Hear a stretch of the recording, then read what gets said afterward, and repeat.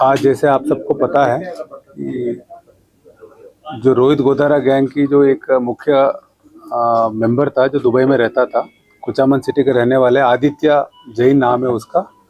Tony उसकी उर्फ दूसरा नाम भी टोनी है। इसको राजस्थान एजीटीएफ की सूचना के आधार पर दुबई पुलिस ने करीब फरवरी 25 को पकड़ा था। उसके बाद पूरा प्रोसेस के बाद कल रात को हमारी पुलिस को हैंडओवर किया, जिसको लेके हमारी पुलिस अभी लेके आई है। इस गैंग की बैकग्राउंड आपको पता है कि कुछ लोग रोहित गोधारा, वीरेंद्र चारण है और भी कुछ लोग हैं इंडिया से बाहर निकल गए। और सबसे पहले सुखदेव सिंह गोगामेडी, सबसे पहले राजू टेट का मर्डर करवाया। उसके बाद जी क्लब फायरिंग हुई। उसके बाद सुखदेव सिंह गोगामेडी का मर्डर हुआ। तो उसके बाद से कभी फायरिंग और कभी लगातार एक्सटॉर्शंस वगैरह करवा रहे हैं।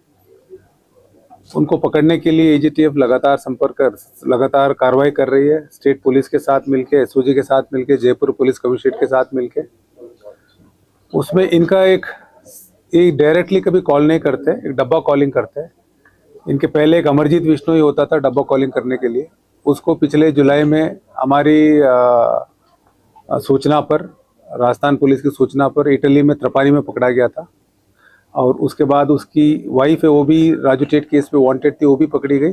उनको लाने के लिए एक्स्ट्रेडिशन की प्रोसेस चल रहा है। सो ये आदित्य जैन ये कुचामन सिटी का रहने वाला है। पिछले जनवरी में दुबई गया है। वहाँ जाने के बाद पिछले अप्रैल से शायद ये गैंग के लिए काम कर रहा है।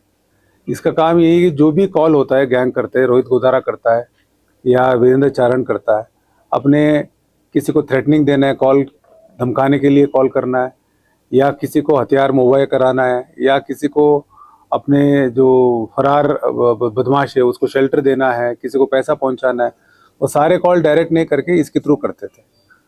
तो इसकी हम लगातार फॉलो कर रहे थे। और हमारी टीम के जैसे जयपुर सिटी पुलिस कमिश्नरेट की मनीष शर्मा इंस्पेक्टर है, उसने पहले बताया कि साहब इस तरह से ये अमरजीत विष्णु के बाद ये नया चालू हुआ है डब्बा कॉलिंग देने वाला। एक तरह से कंट्रोल रूम बन जाता है, सारे कॉल इनके थ्रू रूट होता है। तो इसको सबसे ज़्यादा पूरी जानकारी भी रहती है गैंग कैसे काम कर रहे हैं। उसके बाद हम लोगों ने इसकी पता किया, हमारी जो टीम है पूरी, योगेश यादव साहब है, डीआईजी साहब है, नरोत्तम वर्मा है, एडिशनल एसपी सिद्धांत शर्मा है, और सुनील जांगिड है, मनीष है, और हमारे रविंद्र प्रताप है।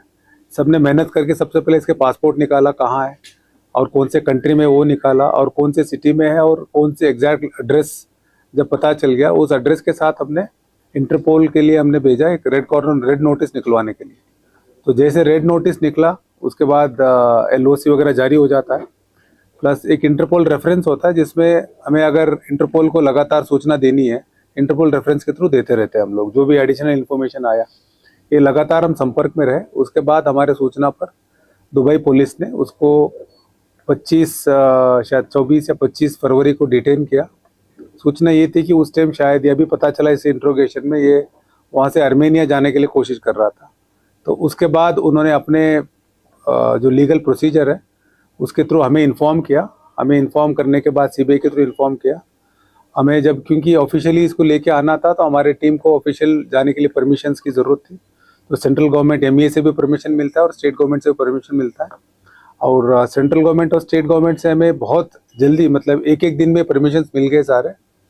तो इसलिए टीम सिद्धांत शर्मा के नेतृत्व में हमारे सुनील जांगिड इंस्पेक्टर और वीरेंद्र प्रताप इंस्पेक्टर और रमेश हेड कांस्टेबल, ये लोग गए और इनको वहाँ के जो दुबई पुलिस से, दुबई की जो सिक्योरिटी एजेंसी से उनके संपर्क किया।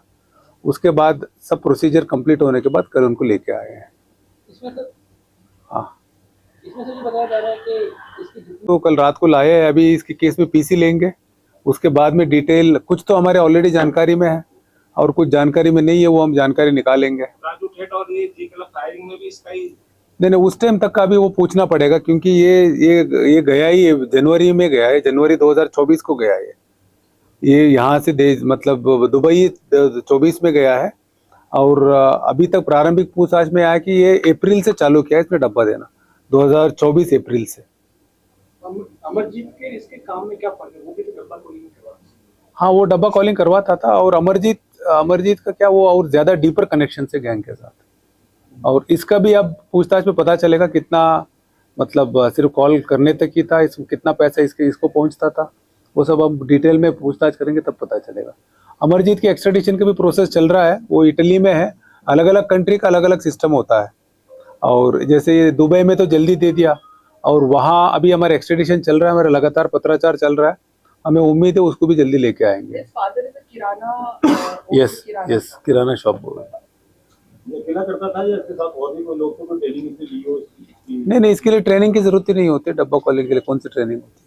So he's in touch with his parents in any way, or have the parents been? नहीं, अभी इसकी इनिशियल ये कह रहा है कि बिकॉज इसने दूसरी कम्युनिटी की लड़की से शादी की थी, इसलिए इसके पेरेंट्स के साथ टच में नहीं है। ये अभी तक इस बता रहा है। Where is his wife? अभी दुबई में ही है। इसका पहले का कोई क्राइम का रिकॉर्ड है? नहीं, पहले का कई इंस्पेक्टर बन के किसी को कॉल करके धमकाया, प्लस ये वाला केस है, और भी कुछ केसेस है। एक सर, दुबई पुलिस का कितना सहयोग रहा है? इसका कॉल करता था ना डब्बा कॉल में, was he doing extortion or even other logistics like कि ये कहाँ weapons पहुँचाना? हाँ, नहीं, ये सब एक्चुअली जो भी डब्बा कॉलर होता है इस गैंग के लिए सबसे इम्पोर्टेंट होता है। वो सारे कॉल, जैसे किसी को धमकी देना है तो ये जो डब्बा जो देता है वो कभी बात नहीं करता है।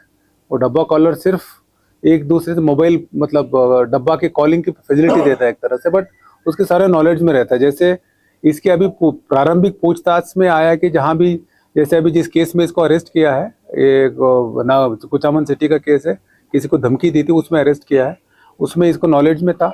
और इसके अलावा जैसे धमकी देना भी, प्लस गैंग के कई हथियार इधर उधर से ले जाना है, वो भी डायरेक्टली कोई अपने गैंग मेंबर से भी बात नहीं करते, इसी के थ्रू बात करते, जिससे क्या वो खुद सेफ रहे।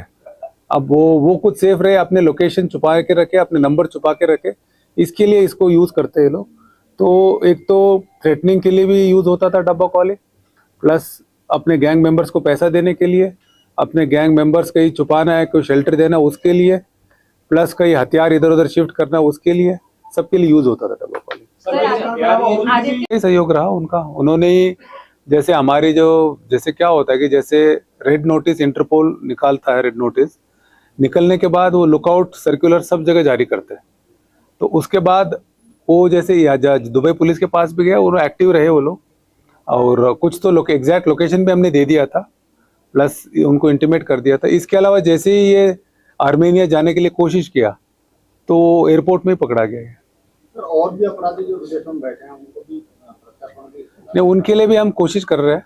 हमें अलग अलग स्टेज में है हमारे, देखिए, उनको लोकेट करना, प्लस रेड नोटिस निकलवाना, तो उन सब का, क्योंकि इंडिया में तो सीधे जाके पकड़ के लाना है, बाहर में तो बहुत प्रोसीजर चलता है, तो वो हमारी पूरे नज़र में है, और हमारा एक्शन जारी है। हमें उम्मीद है कि हम जल्दी सबको पकड़ेंगे। Sir, he has a criminal record for petty crimes or serious crimes? नहीं, अभी क्या है कि जो डब्बा कॉलिंग देता है ना, वो सबसे ज़्यादा वल्नरेबल पोजीशन में है, क्योंकि वो बिना बात किए भी हर जो वारदात हो रही है उसमें पार्ट बन जाता है, और वो इजीली पकड़ा जाता है। जो भी डब्बा कॉलिंग करने के लिए जो सोच रहे होंगे, क्योंकि बहुत इजीली पकड़ा जाता है। अभी हमारे केस में देखिए, ये पहले डब्बा कॉल अमरजीत विष्णु देता था, वो पकड़ा गया, और ये दे रहा था, ये पकड़ा गया, तो और सारे केस लग जाएंगे इनके ऊपर। उस कॉल के थ्रू जो भी धमकी दी है, जो भी फायरिंग हुई है या जो मर्डर हुआ है, उन सब में ये एक्यूज बन जाएंगे। So if you are able to trace them because of technical inputs or because of intelligence? नहीं, वो सारे पुलिस हर तरह की कोशिश करते हैं, टेक्निकल भी है, इंटेलिजेंस एजेंसीज की भी मदद लेते हैं हम लोग, ह्यूमन इंट भी होता है, वो हर तरह। इनाम नहीं है सर इसका? इनाम ही बदमाश थोड़ी कर सकते? नहीं, इनाम नहीं किया हमने, वो तो हमारे ऊपर है, चाहे तो कर सकते चाहे तो नहीं कर सकते। बहुत बार हम इसलिए नहीं करते ताकि अलर्ट नहीं करें उनको। इनाम होते बहुत बार जगह छोड़ देते हैं लोग। दूसरे स्टेट की पुलिस ढूंढ रही है सर? हाँ, ये पंजाब में एक केस में वांटेड है, पंजाब के एक केस में वांटेड है, और अब हरियाणा और दिल्ली में भी कुछ वारदातें हुई है, उसमें भी सस्पेक्ट है। अब वो पूछताछ करेंगे, वो उसके बाद उनकी टीम भी आएगी। चुनौती तो ये होती है कि क्योंकि ये बात ही नहीं करता, पता नहीं चलता है कि कौन डब्बा दे रहा है। उसके बाद इनके नंबर, ये जो भी कॉल करते हैं VPN यूज़ करके कॉल करते, ट्रेस करना मुश्किल होता है। तीसरी बात, इनकी पासपोर्ट पता नहीं चलता है। बहुत बार ये लोग अपने पासपोर्ट से नहीं जाते हैं, सबसे पहले आइडेंटिटी पता करना कि कौन डब्बा दे रहा है, उसके बाद कौन से कंट्री में है, उसके बाद उनकी केसेस निकाल के रेड नोटिस लेना, लोकेट करना, ये सब चैलेंजेस है। और उसके बाद लाना, क्योंकि डिपोर्टेशन भी वो कंट्री के ऊपर ही है, वो लाना इसलिए मतलब चैलेंजिंग है। और हमारे लिए ये शुरुआत है, ये मतलब this is not the end but this is the beginning. और इससे हमें उम्मीद है कि जितने भी जो राजस्थान में जो भी इस तरह के लोग जुड़ रहे हैं, गैंग्स के साथ जुड़ रहे हैं, वो सोचते हैं कि अगर हम हमारे पता नहीं चलेगा, हम कोई किसी की थैला लेके चले जाए या कोई हथियार की डिलीवर कर दे, पैसे डिलीवर कर दे, उन सब के खिलाफ हमें इंफॉर्मेशन भी अच्छी मिलेगी, उनके खिलाफ एक्शन लेने में भी मदद मिलेगी। प्लस और भी कहीं किसी को धमकी दिया अगर हमारे नॉलेज में नहीं है, उसको भी आइडेंटिफाई करके हमें एक्शन लेने में भी मदद मिलेगा। जो प्रारंभिक पूछताछ ये तो मना कर रहा है, लेकिन अब डिटेल में पूछताछ करेंगे तो पता चलेगा किसने बुलाया। लेकिन ये सही है कि वीरेंद्र चारण को 2018 से जानता है। और दूसरा, जैसे आप लोगों को पता है कि जैसे बॉम्बे में है, ये ट्रेंड पहले से ही था, 1980 से था कि बदमाश बाहर चले जाना, वहाँ से गैंग ऑपरेट करना। पंजाब में भी काफ़ी सालों से, 15-20 साल से, दिल्ली में भी था और हरियाणा में भी था। और हमारे राजस्थान से मैं कह सकता हूँ 2022 जुलाई से ये ट्रेंड चालू हुआ है।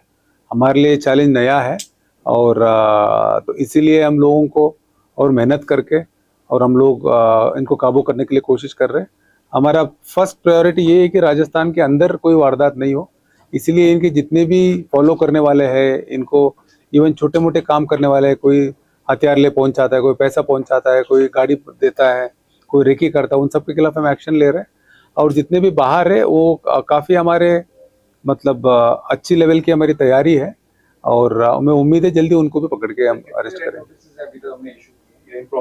वो काफ़ी स्थिति का है। एक जब ये 17-18 साल का था, किसी लड़की के साथ प्यार हो गया, उसके बाद उसके चक्कर में इसके खिलाफ एक केस दर्ज हो गया, उसमें अरेस्ट भी हुआ था। इसके अलावा 2018 में ये चूरू जेल में जब बंद था, तब वीरेंद्र चारण के संपर्क में आया था।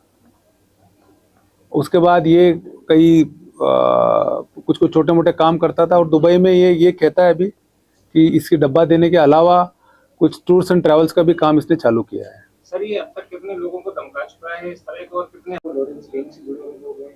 नहीं, वो हमसे वैसे हमारे टच में रहते हैं, लेकिन ये जो अरेस्ट हुआ था वो उदयपुर से लेके गए थे, शायद भूपेंद्र नाम से था, वो उनकी इन्फॉर्मेशन थी, उसी पे ले गए वो लोग। सर, पासपोर्ट कलेक्शन बनवाए थे, तो पासपोर्ट को लेकर के क्या आपको लीड मिली है कि किस तरीके से पासपोर्ट बनाते थे, किस तरीके से? नहीं, ये तो अपने नाम से पासपोर्ट बनाया था ना, ये तो अपने नाम से पासपोर्ट बनाया था, इसीलिए हमें इजी भी हो गया। नहीं, पहले है ना, हमने पासपोर्ट वाले पकड़े भी है। जैसे आपको याद होगा बीकानेर में एक सरकार था, राहुल सरकार था, उसको अरेस्ट किया हमने, केस भी बनाया, जो फर्जी पासपोर्ट बना रहे उनको दिल्ली पुलिस ने भी कुछ केसेस किया, हमने भी उस केस में उसको अरेस्ट किया। उस केस में ले गए, अब एग्जैक्टली उसके मैं कमेंट नहीं कर सकता हूँ मैं, है ना, वहाँ का केस है ना। बाबा सिद्दीकी में ले गए एक को, हमारे यहीं से ले गए थे, हथियार देने की मतलब हथियार है ना, यहाँ ट्रांसफर हुआ था, ऐसे कुछ था। एक तो यहाँ जैसे ये जब भी जाते हैं, यहाँ मतलब यहाँ की लॉ एनफोर्सिंग एजेंसी से इनसे बचने के लिए जाते हैं।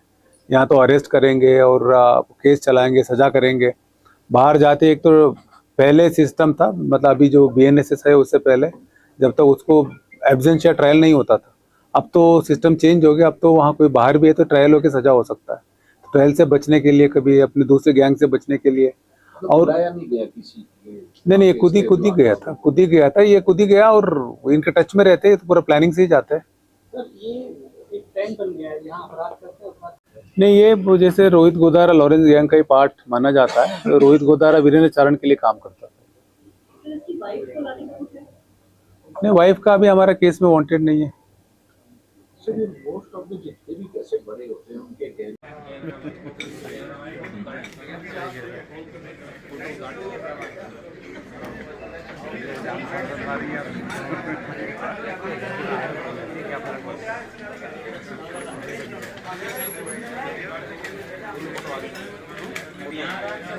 क्या था?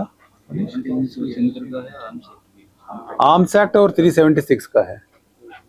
सर, लॉरेंस गैंग जो है उसने देश के कई लोगों को फिलहाल में भी धमकी दी है।